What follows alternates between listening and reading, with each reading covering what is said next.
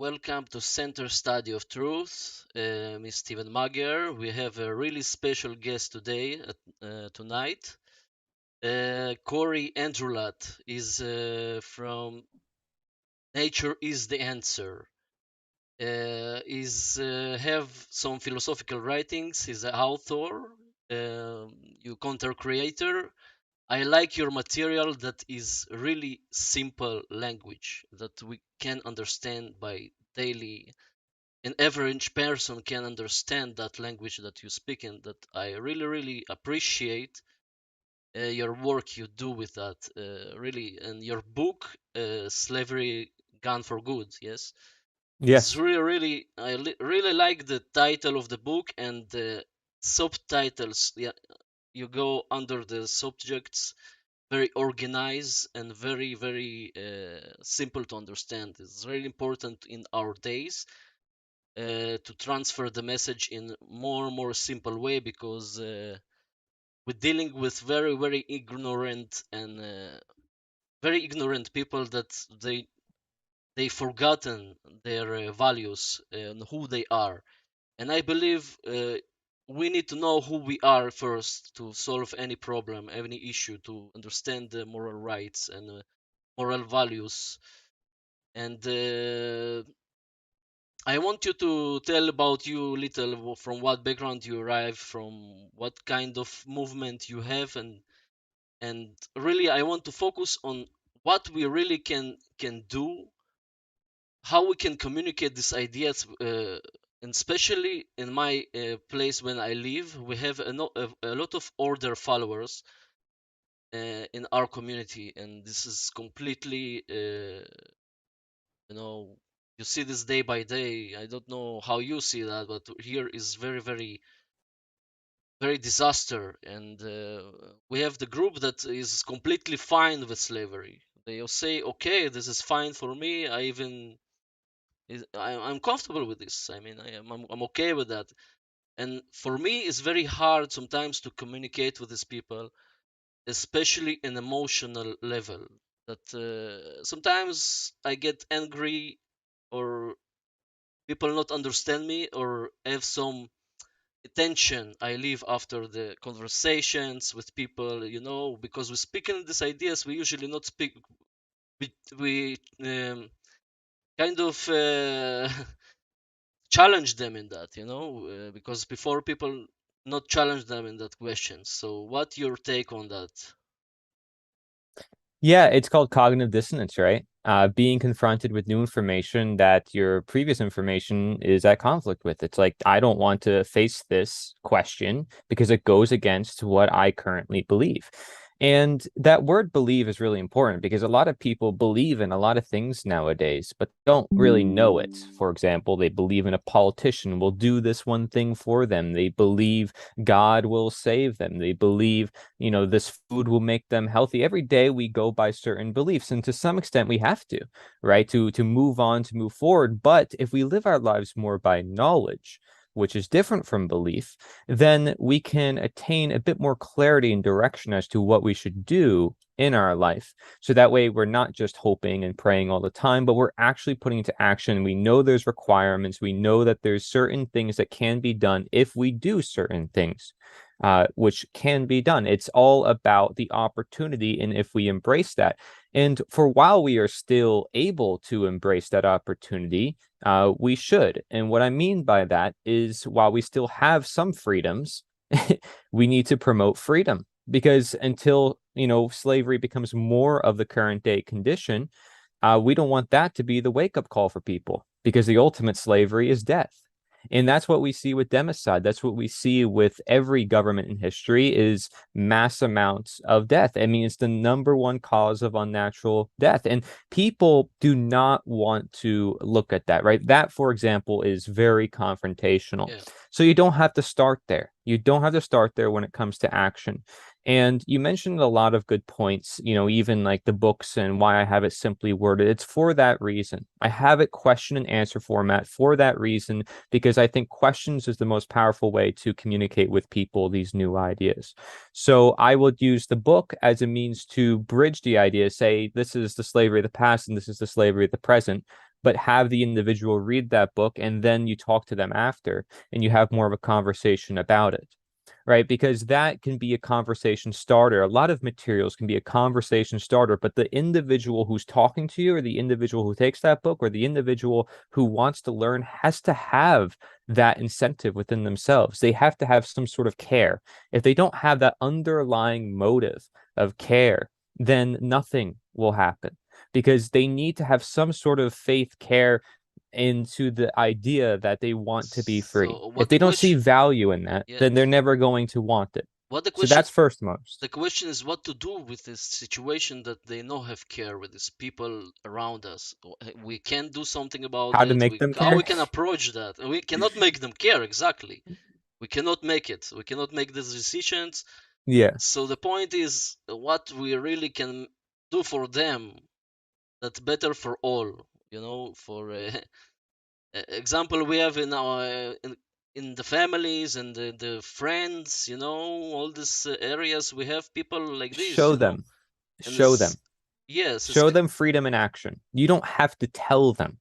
You can show them freedom in action. Your energy, your presence, your very being. And there's movements, not just my own, around the world that are affecting change now and doing things that when other people see it in action, they are immediately you mean inspired. inspiration? Yes, inspiration. Yes. Yeah, That's very important. And yeah. so if you want to carry a message into the world, there's no better way than to walk the talk yourself, right? Like, Okay, oh, yeah, well, I want to promote this healthy diet. Well, what's better way to promote that than be on that diet yourself and show why it's so healthy to everyone else, right? The same thing yeah, with this. If you have truth that is so apparently so truthful and everybody apparently needs to know it, then prove that it's actually truthful, prove that it's actually helpful, and through our personal experiences, and you may have talked to people with shadow work, and a lot of them had personal work that they've gone through, we can see that natural law and these concepts we talk about, principles and understanding morality and having knowledge to guide our actions, is a very powerful tool. And it helps us escape the darkest corners of our lives. That right there is personal experience that plays a huge toll on public opinion because people want other people. In today's world, we are detached from nature. I say nature is the answer because we have technology and all these things yeah, around us. And these governments that are man-made, the medicines are man-made, the foods are man-made, all this stuff. And so when we have a sense of animals, when we talk to animals and they are comforting us and they help us feel better, or we talk to a human who's very down to earth and really likes to talk to us and has a good spirit, that we attract to if you are seeking it. If you, however, are just living your life as an order follower and don't care about any of it, then yes, you're not going to care about it at all. And am I going to get you to care about it? No, you have to seek it out for yourself. And sorry, it's not my fault if you don't want to. Like it just I will do my best to promote the truth, but you have to still walk the path. I'm not holding you down by gunpoint saying you have to follow what I'm saying, unlike the government.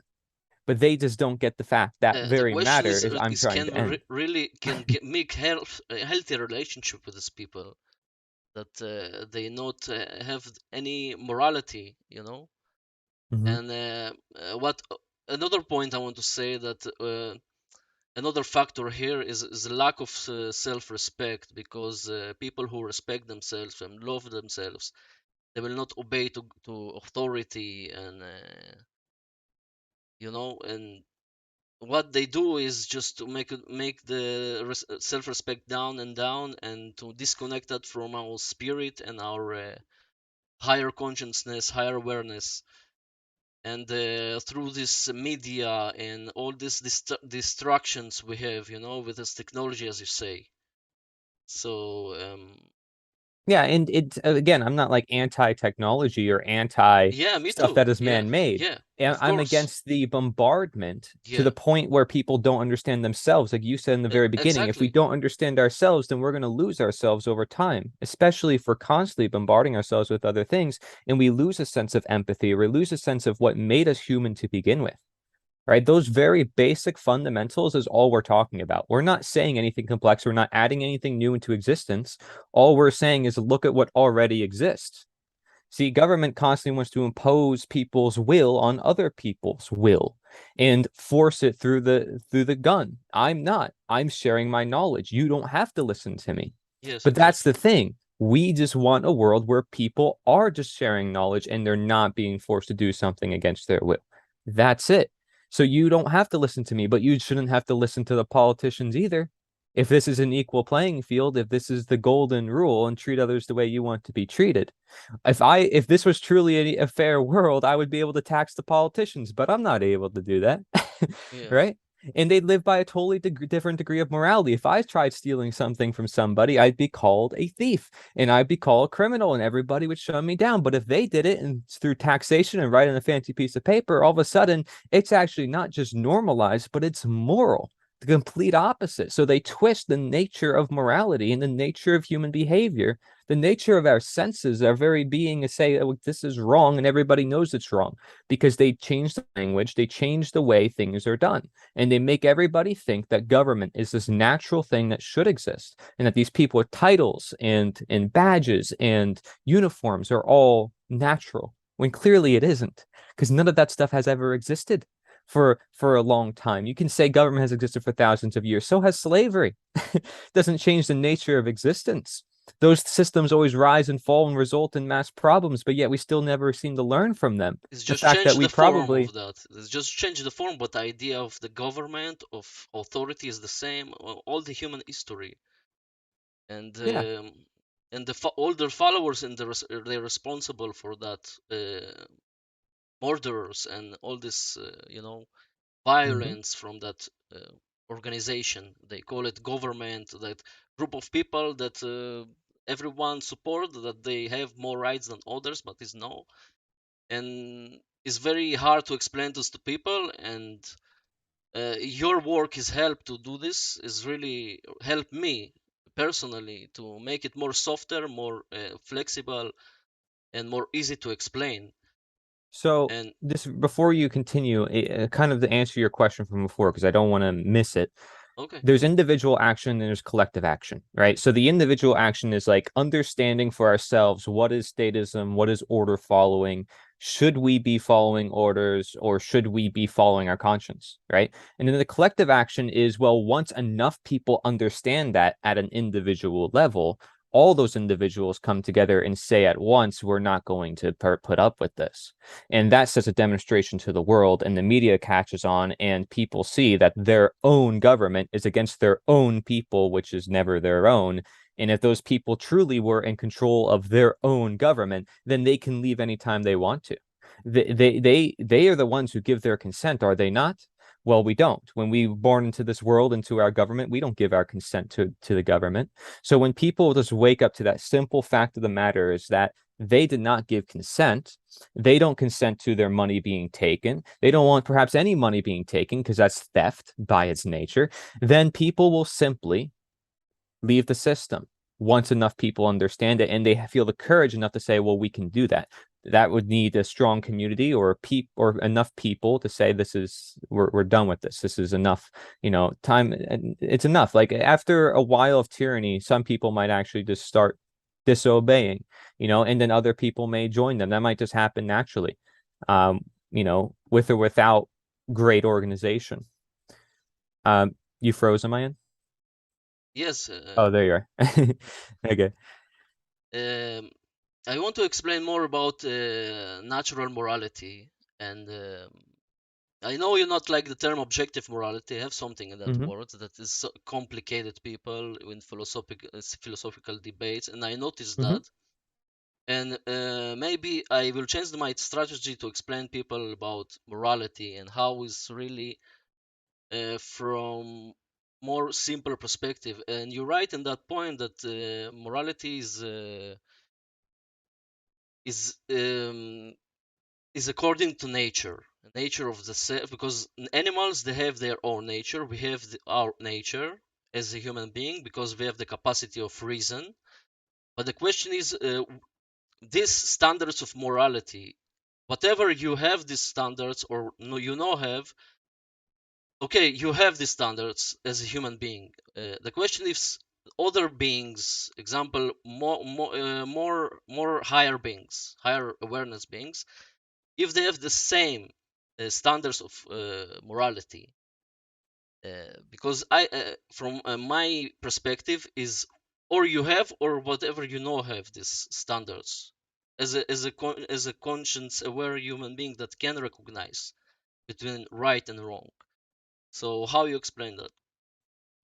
Yeah, so you're right. The nature of rights stem from the nature of human beings, or the being of the individual, right? So, that's where we get this whole concept of rights. And if you look at any historical perspective, that's where they look at the term rights, is they're basically forms of ownership, forms of property. All rights are property rights, if they're yours, if they're natural rights, if they belong with you. And so, you can look at the reason, right, which I think is debatable to some extent, because you can argue that animals can reason and humans can just reason more, or it doesn't matter. To me, I think we should share empathy for all beings, right? I don't think it really matters. I mean, if we really care about our world, we should probably care about everything in nature, but that's it. Don't just leave the animals in the equation. Let's put the plants, let's put ourselves, let's put the pregnant women and the children and all this stuff that is Me as a so human important being for have life. emotions, compassion for animals. Right. Me as For a, everything. I live with animals and I know that, and because of that, we'll speak more about little diets that Right. about veganism and all the stuff later. But And me anyways, too. yeah. I agree. I think So having I empathy for really, animals. yes, I Yeah. really feel higher compassion to them. I think is a human nature, okay. Hmm. But still, as you say, we need eat meat. So also my contradiction was because I study ancient traditions and ancient mysteries that they all of them they was eat meters, there was hunters. And as you see behind me, the runes is explain everything. This is the Germanic ancient tribes that the first rune is the Fehu rune, is the cattle. They trade in cattle. They trade in that because they use it for many stuff. So I Hmm. say, if they was so connected to nature and they were so moral, how it can be that they not recognize that eat animals is not moral, or is not something not Well, because correct. they understood how integral it was to have animals within their life, and they looked at it in a regenerative way. Because again, if you don't just include animals into the equation and you add in all of nature, including the plants, then you recognize that you have to look at the harm being done overall. Because this is the reality, Stephen. This is a gray area. And some people may even put it in the area of vices when it comes to diet, because it's a little complicated. You can do potential harm to yourself, and really it's an individual choice. So again, I can't like say, well, this is the diet you should do. Again, no one's forcing you by gunpoint. This is ultimately your personal choice. That being said, you may say, well, you're getting rid of the choice of the animal and you're enslaving the animal by having them, but then that means you can't have any pets either. Okay. So if you have any pets, that's also enslavement, by the same definition that you would say for veganism. And slavery sounds just as bad as death to me. Again, slavery, kind of the worst form of slavery is death. And so, murder in the case of you're being killed. But I think it is a complicated scenario, and why I made a whole 1 hour, 30-minute script video about it, because if I talk about it a little bit, I feel like a bunch of vegans may jump at me and be like, well, here's this and this and that, and they will go off on a tangent. And I respect their passion, but No, yes, you're right. Our ancestors cared for all of nature, and they didn't know understand all of nature. Of course not. No, not even ourselves another understand point, all of very nature. important, not ignore your instincts. And Exactly. I study the animal psychology, the dog psychology exactly. That you need to be instinctual with them. You need to understand they live in the moment. They're not like human beings. They recognize the past and future and thinking about some. They don't understand that they live in now. They do their thing in the nature, you know. And then Yeah. you need to be emotional with them because they don't understand that.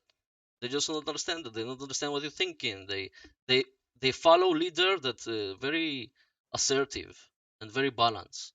Nature in nature you even observe it in the pack of dogs that they leading by someone who balance. If someone in Hmm. balance, they're not leading by. They not follow him. You Yeah. know.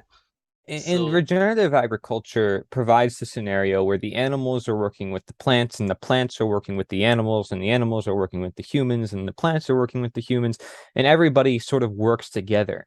And I like that idea of regenerative agriculture because ultimately what's happening then is you're saving not just the plants, but you're saving the animals because everything is working together in a holistic balance. Everything is in its time and place. The animals are living their best life. We're living our best life. The plants are living their best life because they're getting animal fertilizer. And we're helping the plants because of the animals, and the animals are helping the plants because of the humans, and everything works together. You see what I mean? yeah, So it's a very unique dynamic. And so you can take the farming route, you can take the nutrition route, and you can look at the fact there's over 15, 16 different nutrients you can't get from plants at all. Vegans will make excuses and say, well, you can convert it in the body, but still you're not getting enough, not in bioavailable form. You're still fiber blocking it. There's still anti-nutrients. There's still so many other factors. And then there's the environment and the environmental effects. And then can you grow it? Is it local? Is the plant actually natural to begin with? How long has that plant existed? Carrots, for example, man-made. Broccoli, kale, never even touched by our ancestors, right? We find out there's oxalates in all of it. It's actually causing kidney stones and all sorts of things. And then people in the health field are saying this is a superfood. And meanwhile, there's other people who are like, wait, this is actually kind of dangerous.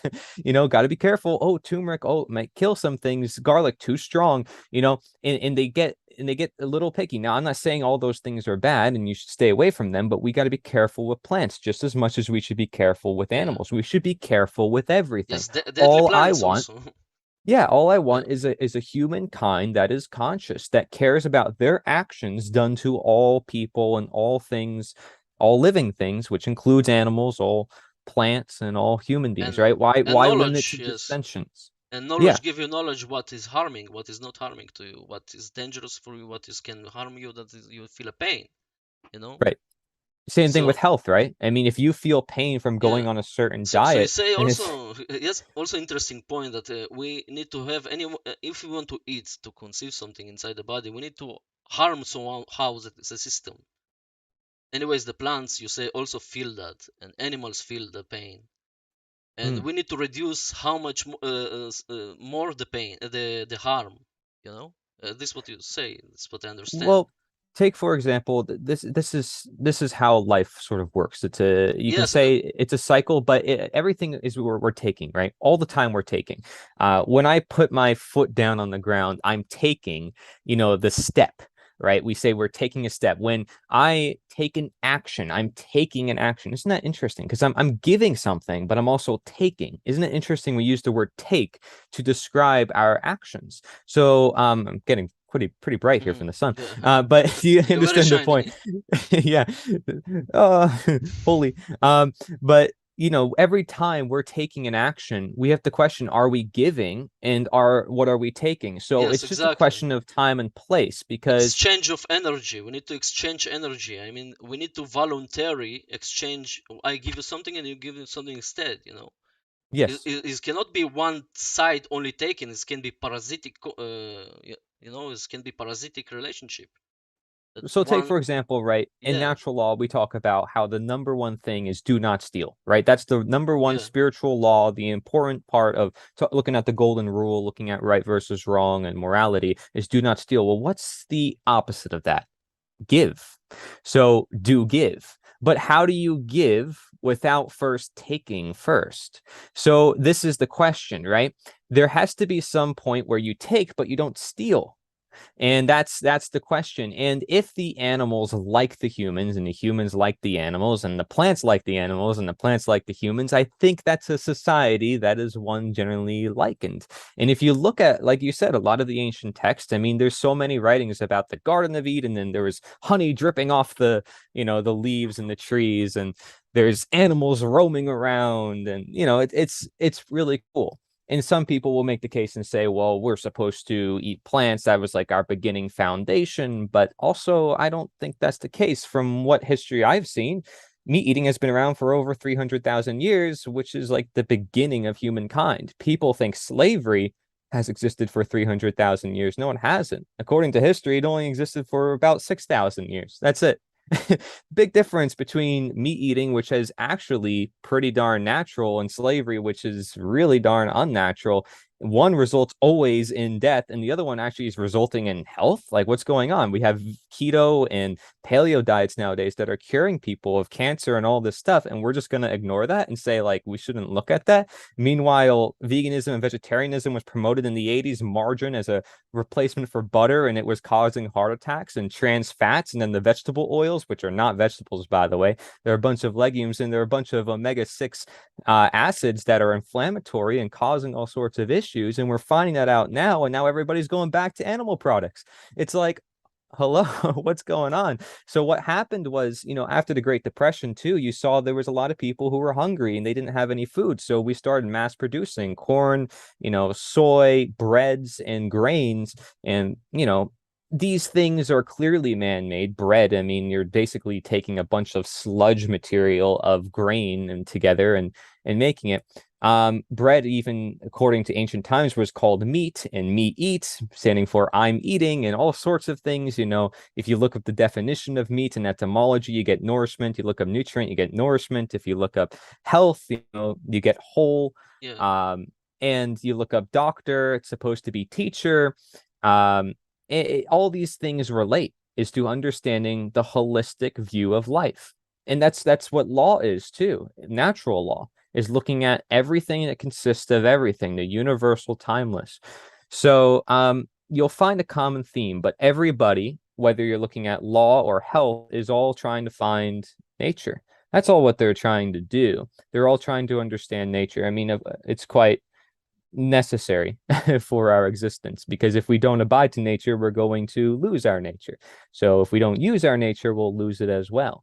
And that's why we have to use our instincts, like you said, not just our high order thinking. If it's been with us, I say that I have an analogy for this. I said, you can stop running with the sheep, right? Because you're conscious.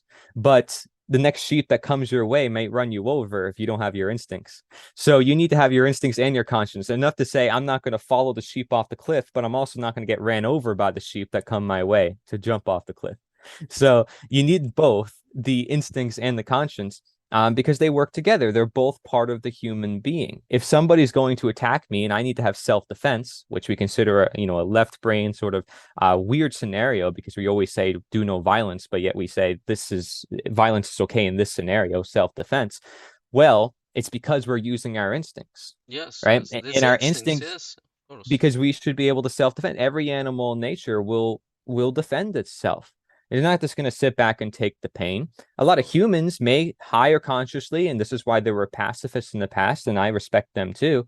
They would say, "Oh, well, I should just take the pain and let it happen, because if Also, I contribute, desires it'll there, become the worth." willpower in this area of the body, and Right. this unconscious mind, all this resources, basic resources, and we have the higher mind that recognize the higher principles and connection to the infinity.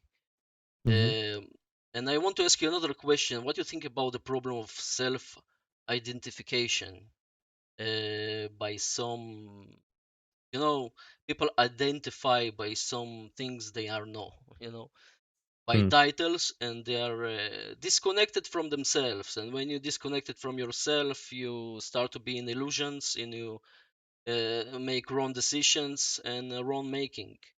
And in the end, we only create chaos in our lives. And I think this is a big issue in our society that I see people, they are identify false identify, they're not identified by someone infinite spirit that have an experience in human body in 3D world, Yeah. and So yeah, I'm not a fan of identities. Absolutely not. And the whole idea of image and ego, not a fan, right? But I think a lot of us try to fit into different identities and images, perhaps because we feel some sort of insecurity within ourselves, or because we want to fit in and be a part of some sort of group, and it makes us feel some sort of sense of safety and security. So to say, oh, I'm right wing, oh, I'm left wing, in the case of American politics, right?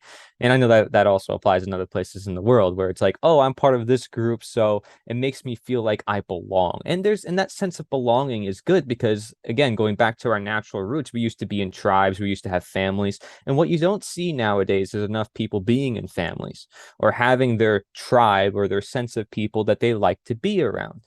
And so they look around, they go online, they go on dating apps, they do all these things. And some of it is questionable, and other things it's like, okay, well, what are you getting yourself involved with? Because it's much different from back then, where we explore and we build adventures together, and we make memories in real life, face to face interaction, feeling our senses. Totally different from nowadays, where people can just type their whole life away on a computer and somehow be convinced that the person that they're talking to is actually a human being when it may not be, and the person that they're talking to may actually feel a certain way when they may not be, and they don't know because they're not there in person. Another example of the illusion of nature, right? You fall for the illusion and you think, oh, well, this person is real. Oh, this person looks like this. Oh, this person thinks like this just because of these words or just because of this thing online. You don't know that. I I put out a video recently. I'm like, you don't know if I'm real. You have no clue. And that's the thing, is to say that real life is more important and you shouldn't feel ashamed of yourself. And anybody out there who's like, I haven't produced enough content and I haven't done enough, don't put yourself down. Just because I'm putting out some stuff does not mean you have to, but you have to be doing something if you think something's important, right? If you have a more obligation to share knowledge that other people do not have. So yeah, identity is an issue because it causes a lot of other superstitions and a lot of other problems that also tie into the unnatural, right? Which is the idea of creating illusions. And you simply are you. You're just a human being. You're yourself. And anytime you say you're something else that someone else created, well, then you got to be careful. So when I say I'm an abolitionist, usually I'm referring to the action of abolishing. I just basically, when I say I'm abolitionist, I'm like, Cory Endrulat, abolitionist. Cory Endrulat, I want to abolish slavery. That's basically what it means. Because it doesn't refer to an ideology in my view. Now, some people might take that as an ideology and say, well, the act of abolishing, we have to get rid of what doesn't belong over time, whatever. Or the same way you may call yourself an integrative nutrition health coach, which is another title I have that I can use if I want to, right? It's kind of like the opposite of abolitionism, because instead of getting rid of something, you're adding something in, because the word integrate means to bring together. So if I call myself integrative, now it's like Cory Endrulat likes to bring things together instead of Cory Endrulat wants to end slavery. But, the same point is like, I'm still me. And at the end of the day, whatever you add on to it, it's like saying anarcho-capitalism, anarcho-communism, anarcho blah, blah, blah. If it's still anarcho, then hopefully the roots would stay still. And what we find is that when people add those string attachments to that word, you get a bunch of different people from a bunch of different backgrounds, right? There'll be libertarians I meet too, and they're like, yeah, I'm libertarian. Meanwhile, they have like a total different mindset compared to the next libertarian that I meet. I'm like, yeah, I mean, it's cool that you guys can get together, but also it's like you're using the same term and you're totally two different people. Why not just refer to yourself as human beings? All you're doing is dividing yourself with the left and the right and putting yourself into a group of people. And if they want to do that, again, it's their own personal choice, but it alienates their own unique ability. I chose the word abolitionist because I found it through my own research and found it through my own exploration. I encourage people to do the same thing with their own titles. Don't just use it because I'm using it. Don't just use the movement because I created it or what have you.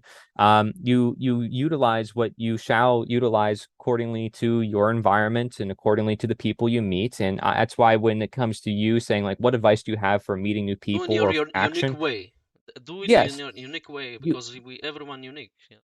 you have to, yes, by our nature, and you have to listen into every new person that you talk to when it comes to sharing this knowledge, because everybody's different and everybody's got a different perspective and everybody's coming at this from a different angle of experience, but we all live in the same reality. So that's where the knowledge is that needs to be shared, is look around us. This is something we all share, but inside, individually, we're all different, and that is actually the reason why there shouldn't be any rulers over anyone else, because we're not trying to create a world where everyone's the same, where everyone has to obey to the same rules and everybody has to obey to the same, laws and codes of conduct. No, the laws and codes of conduct are nature itself, because we can't escape that. That's our bound reality.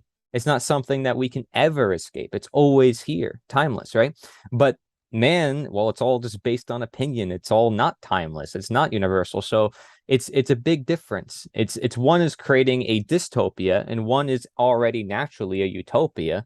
And so when we say we want to create anarchy, some people will say, well, that's utopian. It is actually, but that's because nature is the utopia naturally. It's the closest thing you can get to a utopia because it's reality. See, reality though is not like all peaches and sunshines and unicorns or whatever either though. It's hardcore truth, you know. It's like if something wrong goes on, you have to take responsibility. You have to step in and own up to your actions, own up to your ownership.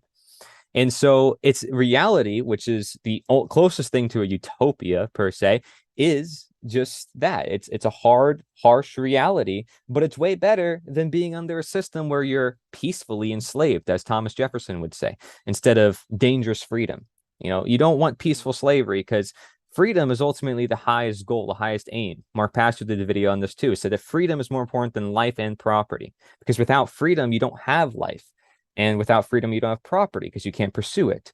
You can't pursue the pursuit of happiness. We say, well, what is the pursuit of happiness if you can't be happy because you can't live your life? You can't do what you want to do. You can't produce what you want to produce. You can't have your own business because the government is constantly taxing you. You know, you can't gain enough money because a third of your income is being taxed and there's restrictions everywhere I you go. think You they can't show even it in the last 2 years is exactly they show the truth in the eyes of the people already.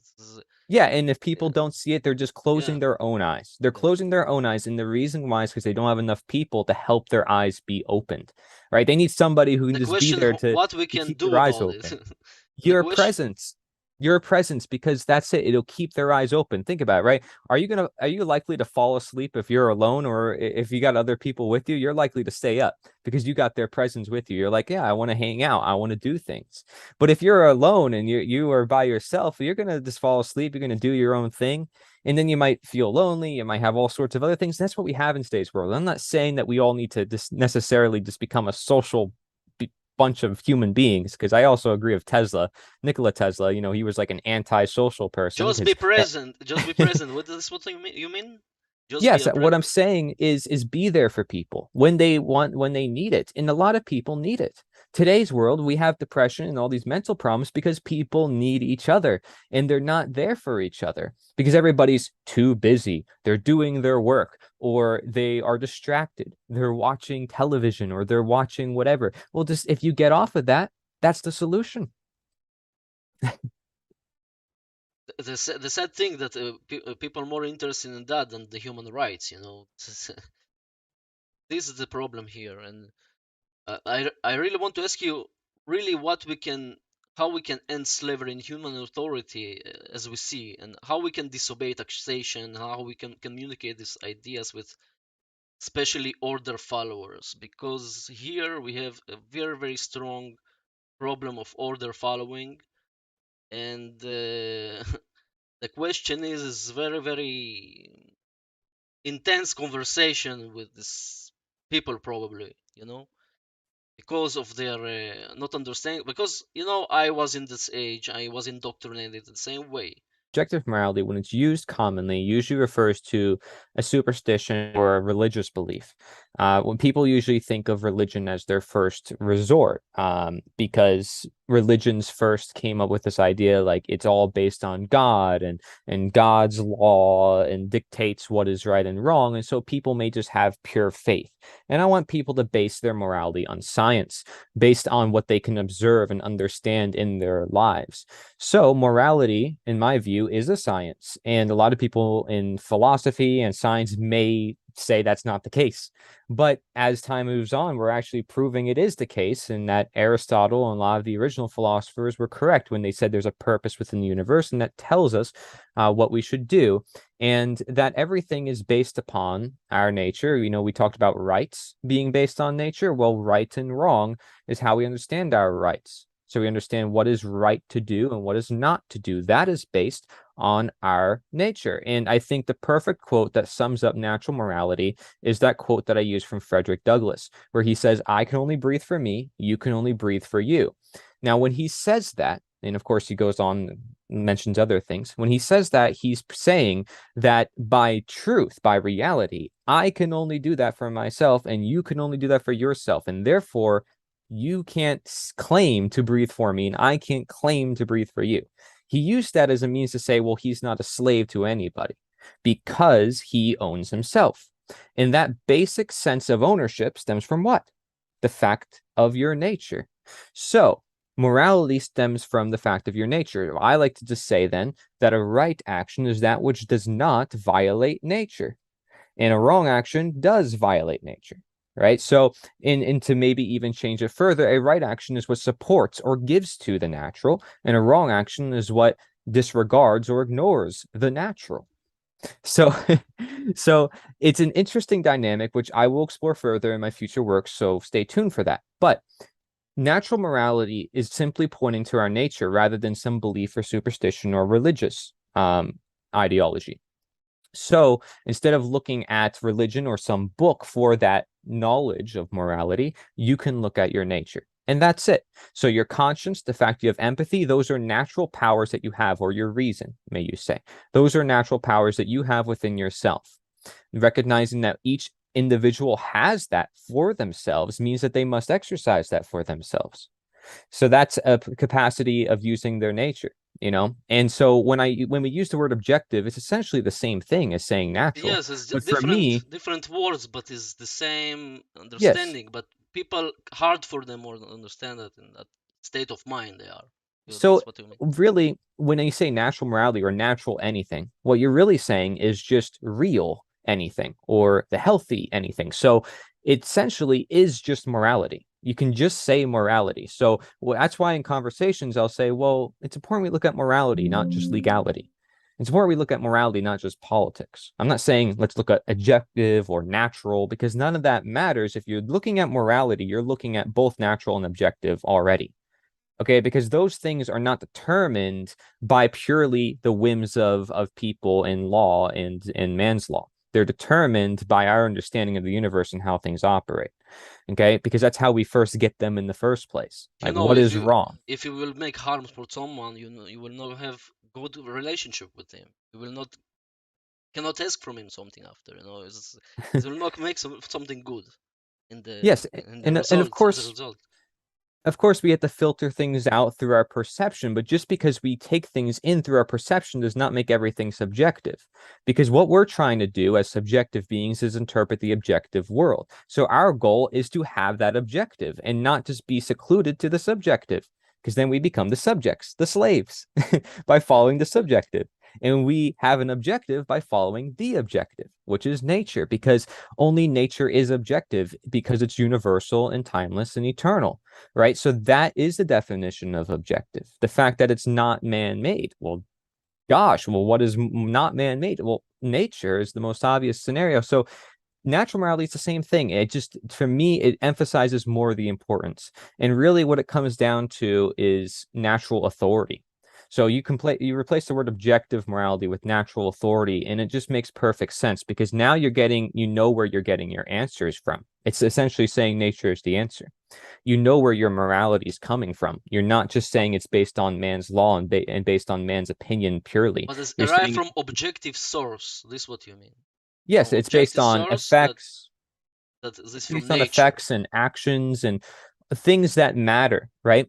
Because that's what matters is the effects and the actions, what actually gets manifested into the world. And we see that it has repeatable effects. If I touch a hot stove, if I jump off a cliff, I mean, these things have effects that we can't ignore. If we choose to ignore that, that's on our fault. And we choose to basically ignore what would happen to our nature.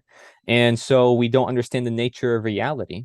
And therefore, we don't understand morality because morality is all based on knowing what is natural for us to do. Is it natural for us to jump off a cliff? No, it isn't. Not natural because it's not supportive. It's not giving to the natural, like I said. It's not naturalizing, as I would say. Now, it would be denaturing because, well, I was ignorant. I did not know, or I completely disregarded and say, well, yeah, it'll be fine. It won't hurt me. So it's actually I'm denaturing my own being because I did not understand nature. Because nature depends on knowledge. Otherwise, it is no nature. So when people say the appeal to nature is a fallacy in philosophy, they basically say that you can't say that what is natural is what is good. And I'm saying that's wrong. You can say what is natural is what is good, but you have to know what nature is.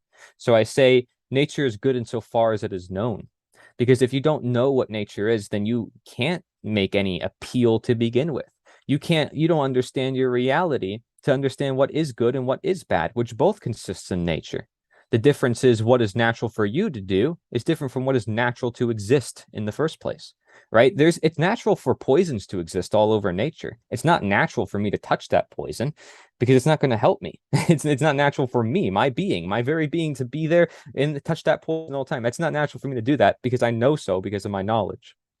Now, is it natural to touch that poison and learn that I shouldn't do it? You Yeah, see it that as but bad or good. This is your perception, but from here you understand from different perspectives that you can evolve. You can know this has hurt me. I don't want to do it again. right. Like this we learn. But we can say that knowledge is also objective if we say that way. That Yes, if have we compare things that versus we belief, know. This is a statement that is exist. That is, yeah, like if we compare knowledge versus belief, belief would be yeah, subjective yes, because it's based on the individual and what they think is reality, but they don't know if it is reality. exactly. And is implies that it's naturally supposed to be that or that it objectively is.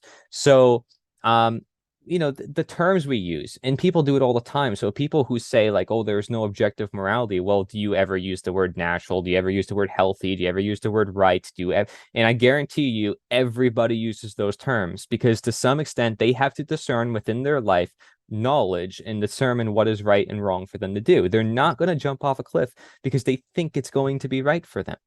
No, they know it's wrong, and so they're not going to do it. So you can apply that logic to nearly anything.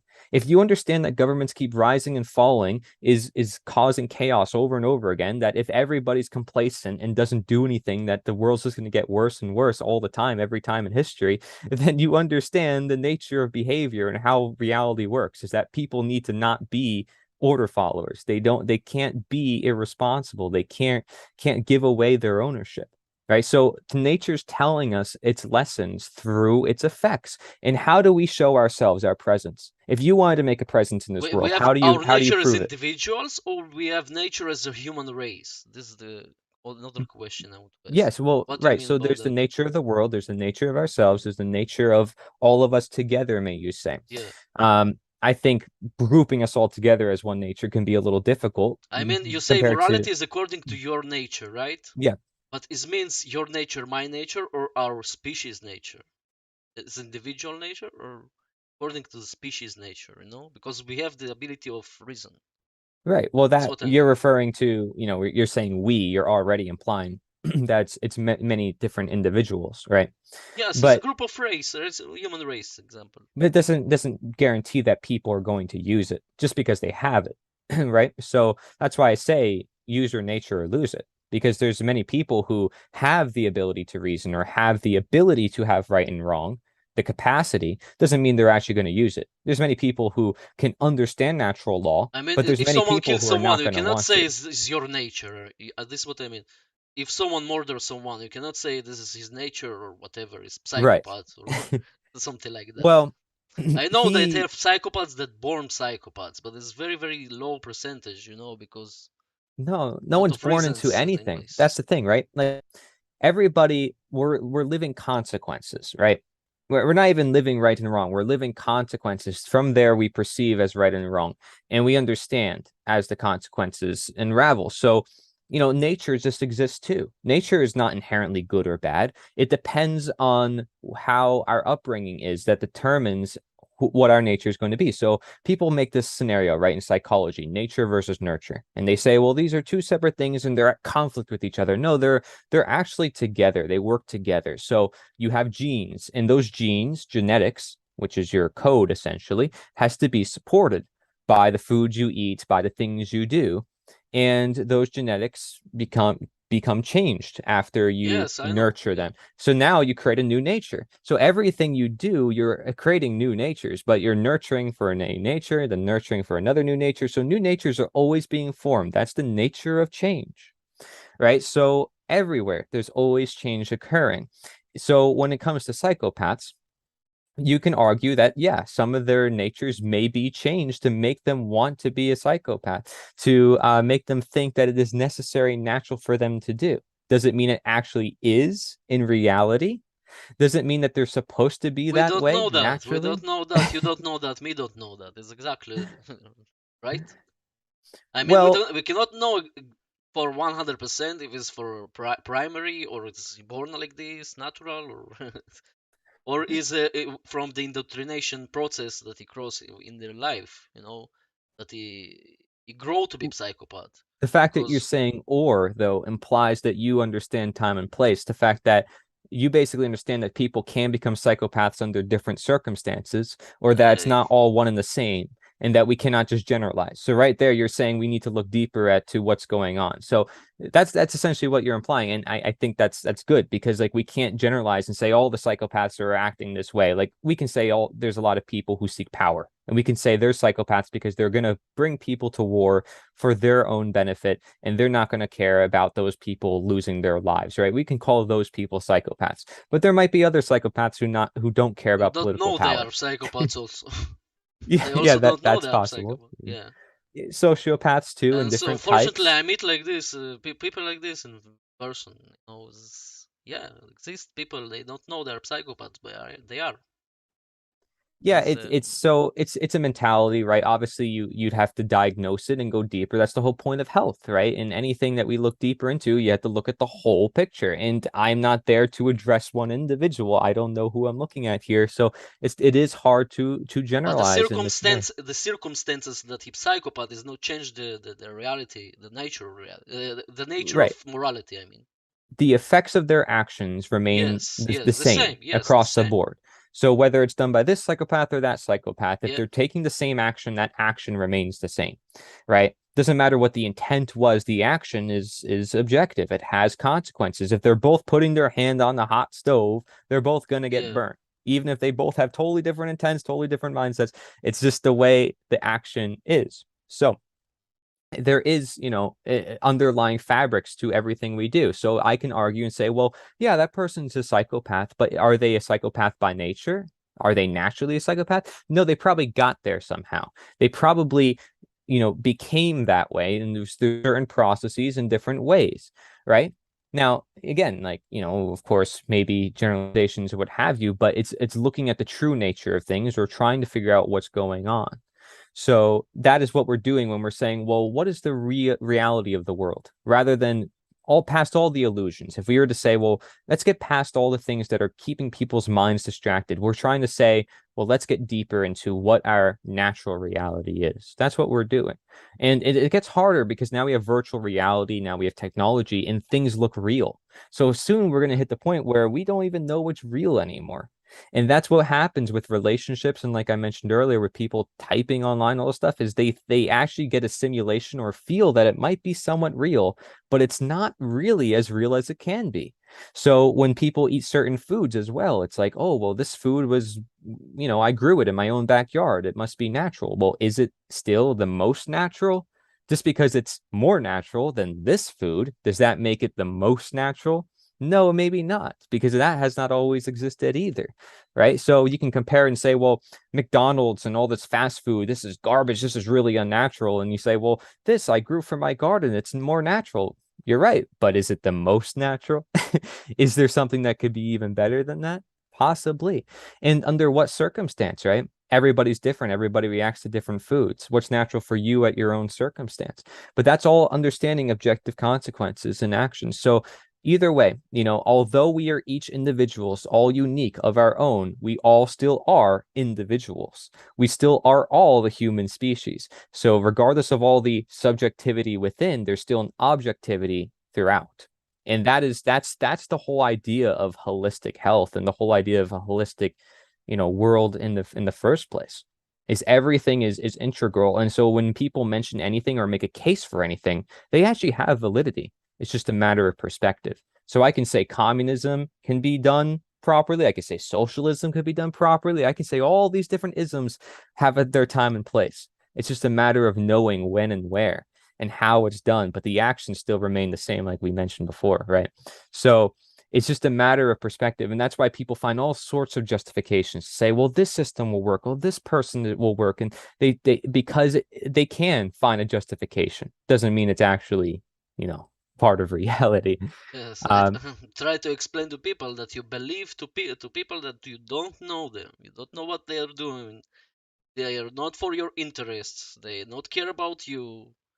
Uh, and you believe in them in blind eyes, like a god, or just follow what they say. And yeah, they think that any solution we can find in economy or politics on stuff like this. And I hear this conversation by daily day basis. And I want to ask you another question: what we can do?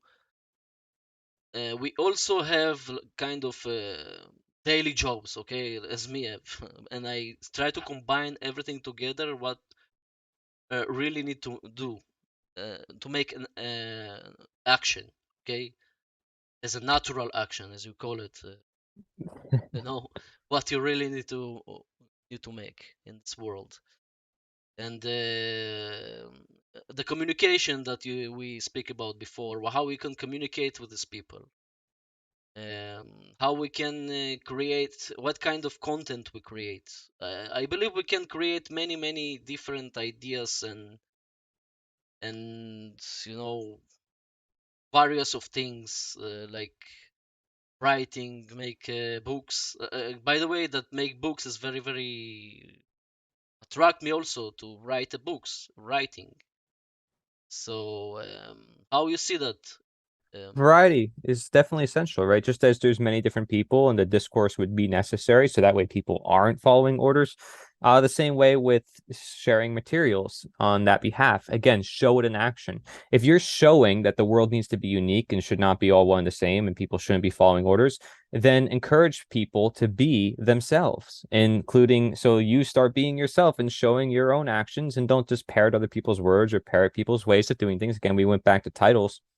Don't just use other people's titles, and you'll spark a reaction in people where they understand you better and they can connect with you better. And they also have more interest in knowing you because they know you're not being part of some sort of identity or part of some sort of group. And so because if you start identifying yourself as some part of group as well, people are going to have preconceived notions about you. They're like, oh, well, this person's part of this. Oh, well, they're part of this. And they'll just shut you off. They don't even want to learn more about you because they already figured you out, like, oh, I already know this person's all about this, so I'm not going to bother. But if you are unique to the point where people don't really understand you that well because you are yourself, then you kind of make them curious and they want to connect with you. And so you have something unique to share. Now, I'm not saying, necessarily just, be the outcast from everything and just do everything yourself with nobody else and don't work. Like, no, obviously you need to work together. And again, it's just a matter of finding out where do you imply the Another subjective and point where do is you. to working together, to working Yes. as people, as community, and um, what we can make a good, what we can, how we can build a good community that's based on morality and freedom and So that starts with disrespecting. that starts with people coming together, sharing their ideas and a variety of it, because then it causes a bunch more ideas to come about of it. And eventually the good ideas start rising to the top and people sort of come together around certain things, right? Because that's what happens out of discourse, out of controversy, is actually unification. Yes, to be on the Um, same page and to be together. Yes. And in fact, when you have this false sense of unity where it's like people must follow this one way, then it actually causes more division. So it's funny how that works because that's what we see in today's world. Like everybody must follow this law and this thing and let's be tolerant. And meanwhile, it's causing a bunch more division than it is actually unifying people. And so what you actually want is to express yourself and encourage other people to express themselves too. And you respect them for their differences. You respect them for who they are. There's a lot of people who I may disagree with on different things. It doesn't matter as long as we're not imposing our will on each other. And that's all the world that we want. It's just a world where we respect each other. So let's just bring our ideas to the table and find out where do we agree. We agree that violence is wrong, like that's it. We agree that, authority is an exception to that violence, or at least it attempts to be, right? By saying, oh, well, I'm authority, so I can do actions that other people can't do. Well, no, that's wrong. That's basically making them exempt from everybody else's morality. That puts them in a higher position than everybody else's life. So if you can come together, like I said, on the very basic, essential things, then yes, that's where the change could be done, in conversation with people. So it starts with conversation, getting people together, Conversation. and sharing ideas across many different ways. It includes books, flyers, brochures, business cards, videos, right? Infographics, memes, uh, internet threads, forums, what have you, to spread the message. And you can utilize all of them as you see fit and experiment and see what really works for you. Because again, you cannot leave the equation. This is where, again, the subjective must balance out and understand where the objective comes in. You, as the subjective individual, being your unique self, has to find out, well, wait, these are other people producing content, but I don't have to be like them. And maybe I have a better way of doing it, or maybe there's a way that works better for me because I'm not them. I can't do the same thing that everybody else does. I have a different environment, different lighting, different cameras, different, people around me, different ideas, all these things that make us different. Use that to your advantage to help us unify and become, together on the same cause, based around difference. We can unite on difference. You got that? Okay, cool. Yes, I want to ask So how you approach kind of order following.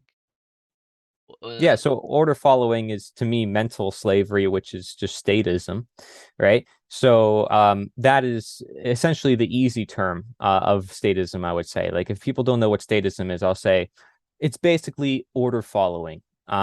Thinking that somebody has, this right to rule that doesn't exist in nature, because no one has that authority naturally, right? They have to presume it, make people ignorant of their own nature. They have to, create all these titles and fancy systems to abide to this presumption, to the idea like, oh, I have more rights than you, or I can write on the fancy piece of paper and it means this now.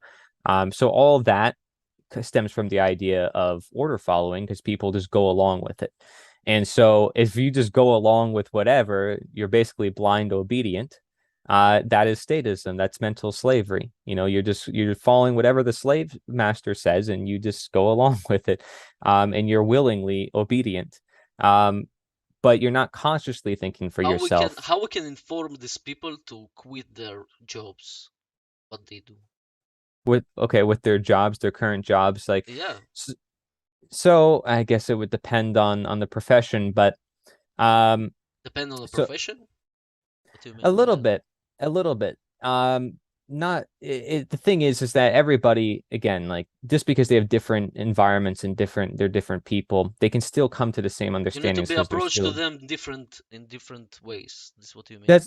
Yeah, because, take for example, communism appealed in the 1900s to the working class, like they would appeal to certain working classes because they knew they would get the vote, they knew that they would get the appeal. So you can appeal to certain groups. Like some people may want to appeal to spiritual people because, like, oh, they're all about unity and they're all about trying to, I don't know, make us feel better, right? And then some people might want to appeal to health practitioners and say, well, they are, a good crowd to go after and to share these ideas because they are being attacked by the medical establishment and they want alternatives and they want to see why the world is ending up the way it is and why it's affecting their own practice.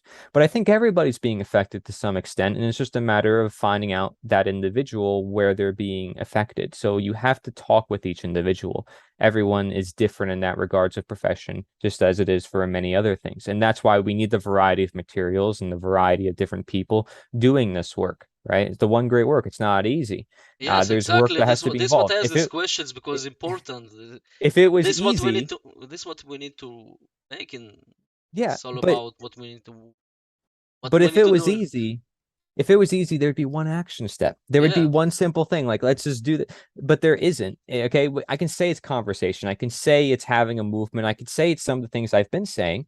But even still, within that, there's still a lot of other work that has to be done, and that it's not as easy as like, oh, let's just have a conversation. Like it's gonna end up with a bunch of cognitive dissonance. There's gonna be a lot of blockades. The best thing is just to plant the seed, have it there, able for people. And again, it depends on how open and willing they are. So yeah, the spiritual people, the people in the health field, maybe even former cops, veterans who went through wars. I mean, these are crowds that I notice would be more open to this information. That Yes, being I said, I why know not I sh know that have being said, I know why not share it with everyone? have movement here that soldiers that after wars and they was traumatized by this army and this military systems, and they just expose the evil they make. They expose the murders they murder, and how they not give a shit about them. They just throw them like a piece of garbage. After they use them, and they replace them. They not give. Yeah. What with you? You can die. You can be a handicap. They don't care. So they experience So firsthand, and again, it gives them yeah. So an advantage to this knowledge, right? But again, you should have faith in every individual. So let's say anyone's going under cancer, right? Or anybody has a disease they're fighting. And all of us have different fights that we battle in our life. Well, this is one that we're fighting here. I mean, some people would call statism a disease or what have you, but it is something that we're fighting. And it's something that the whole human species is fighting, and you fought it before, so use your experience to your leverage. It's like, oh, I fought this disease. Well, and I fought this belief system in this case, and you can share your experience with that. The individual, it's important to look at that because it's the person who's the average person who's working, 9 to 5 or whatever. That's how it is in America. I know you're across the yeah, world. yeah. This Um, is the same here. yeah, Yeah. I figured. And somebody who's working all the time, they're always distracted essentially. Not to say like they're not doing anything productive, but their work is holding them, and, This and is the everybody whole knows that. whole the world for them. Everything. They know that too, that it's holding them, back to some extent in their own life, and they want to do other things with their life. So I think the best thing is just to maintain a good social relations with these people, and then eventually over time, your ideas will share to them. You don't have to shove it down their throat and be like, this is Yeah. what you must understand, like right now. Like, no, you just hang out, and eventually the ideas will You get put to the them. seed They'll find inside interest. in the in, you know But that's the in the thing. right People moment. just need, yeah, exactly, at the right moment, right? Maybe they're watching TV and they see these things, and then they see how bad the world is, or they learn a little bit about your Synchronicity. personal, yeah, or they ask a bit about yourself and your personal experience, and then you naturally just sort of delve into it. You're not just out there saying you got to listen to this right now. Like, And no, to be they actually ask synchronistic for it. about that. Synchronicity. Yeah. Yeah, that being said though, so everybody is again, we're all human beings, we're all in the same reality. Okay. So even still, despite having different jobs and experiences, we still should have faith in the fact that an individual can heal or an individual can escape this belief system. So that means still try to reach out to everyone. It doesn't matter, even if certain crowds are more receptible. You don't know. Somebody in the workforce may be so sick of their job, and every time they may be having all these restrictions at their job and all these things keeping them back, or the government keeps taking more of their money. They're sick of it. They're dealing with a bunch of health problems, and nobody's giving them solutions, and the doctors are messing with them. The politicians keep lying to them. They voted in somebody and it doesn't do anything for them, and what have you. Or they keep playing the system and it never gets anywhere. you know this is the majority of people. So you can honestly share this information with anybody. Just yes, of course, certain people are going to probably be more receptive to it. Like you said, the veterans, I think, is a certain crowd that can be pretty darn receptive. But I wouldn't discourage people from sharing it everywhere. You know what I mean? But by sharing it everywhere, I just mean have it there, like a material, have it there, your presence. Don't just start, screaming on the top of your lungs with a megaphone and I that like people the way you wake up. say the presence. Yes, this you give the energy there. You give the Yes. yeah. This And also the Tao Te Ching is very important, yeah right? It talks about inaction, yeah which is very different from action. And yet you become a leader by doing nothing. Isn't that interesting? Well, it's simply because you're just being yourself and you're living by the way, the Tao, right? And so other people see that way. And naturally, they sort of gravitate toward that as they recognize every other way is essentially contradictory to that one way.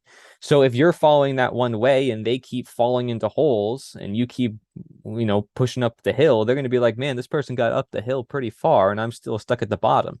you know, because they haven't still they still haven't taken the right way up the hill. Yeah. So they're like, man, well, how do I get up the hill? Maybe I should actually ask for help. The person that's on top of the hill. I mean, he did offer me help a while back. He was there, saying, hey, I'm going to go up the hill. I'm going down this way. He did warn me. And that's the thing. So when you plant the seed and people remember you, or people have you in the back of their mind, or you're always there with them, it'll be pretty easy for you to share your ideas with them over time as society develops, as things and time develop, because unfortunately, things also develop by time. So time Mm. tells all truth, right? And so you need time to assist you. As the world collapses and gets even worse, more people are going to wake up because that's how time works. You Yes. don't have to do a thing. Karma will do itself, its own bidding. And the natural law does not need you, but you can work with the law and you can save a lot more lives. And so that's what we're trying to do, is trying to help people wake up to the laws before the laws hit them and strike them in Yes, the exactly. back, and To they're totally to screwed. invert the situation, to not arrive to the extreme. Yes. Thank you very much, Corey. Really appreciate your knowledge and your passion for that, and really you encourage me, you inspire me also about your teachings and the way you do it. Please, how we can find you, and what platforms, and how we can Thank you. find. Yeah, so my all my links you can find at taplink.cc/Cory Health, right? And you can just look up Cory Nature is the answer on any search engine. You should be able to find me. So Cory Nature is the answer. My last name's too difficult, so probably shouldn't bother Yes. typing that in. But all my links are on taplink.cc/Cory Health, because that will have everything from, my books to the projects. And I encourage people to get involved. That's why I started projects, public projects, so people can get involved and they get more inspired to do more work. And other people see that and they see there's a lot of other people who think like them. And it causes a bit more action. It causes a lot of inspiration. Like you said, you're inspired from me. I get inspired from you. I mean, I'm we all get inspired. inspired by Yes, each other. we inspired by each other. By all many teachers are inspired by them, and I inspired others. We need to inspire each other. That's And the there's a point. lot of Yeah, people who's been getting involved, Stephen. Like there's a lot of new content creators that I've yeah, seen just that's in the good. past year, because people are being inspired to want to do things and the truth is coming their way. Like I said, time and the place is sort of coming together where people are realizing, like, this is my time and place. Like, this is now, I got to change my priorities. I have to start talking about the truth. I have to stop doing my day-to-day job, or at least if I do continue that, I need to still be sharing this other greater work. I need to be doing something more with my life, toward a purpose, toward a goal, towards something that is actually going to help the destiny of humankind. And that is understanding our nature and getting other people to be in alignment with it. Mm. Natural law, natural rights, natural health, it's all one and the same. So people can take my perspectives on natural morality and all the other things we talked about, but the one thing I want people to do is really, look into their own life and find out what they can do. Be conscious of your actions, be responsible, of course, and encourage that within others, and make no exceptions to morality. If you know violence is wrong, don't make that an exception and say, well, these people have the right to do that. Yes, exactly. Evil is never necessary. Yes, ever The necessary. unnatural Exactly. is never natural, Yeah. It will deceive you and want to become natural so it can continue its existence. The slave master will want to continue their slavery and you being on that plantation serving their needs. So they'll do everything possible so you can stay in that plantation. But once you realize you don't belong there and your nature dictates otherwise, that you can be freer and you can be happier if you are off of that plantation, then that's the action you should take, is actually one of freedom, which is that of possibility, which is that of creativity and expressing your heart and passions and not letting yourself be restricted by these man-made forces. So don't let yourself get restricted by technology, distractions, illusions of any kind, and Yeah. realize the reality that is here. It's human experience, memories, energy, and there's great things happening. I encourage people to get involved with what I'm doing, and there's a lot of really good developments. So stay tuned, because you can see truth in action and freedom in action. There are people coming together, and we're making it I happen, like and you to. can get involved. I like to see that. I like to see the Yeah. collaboration between each other. Thank you again, Corey. Really appreciate that, and we have a lot of things I want to ask you, and maybe the next time. But good to hear from you, and I'm happy to speak with you. And really thank you about everything. Thank you. I appreciate it.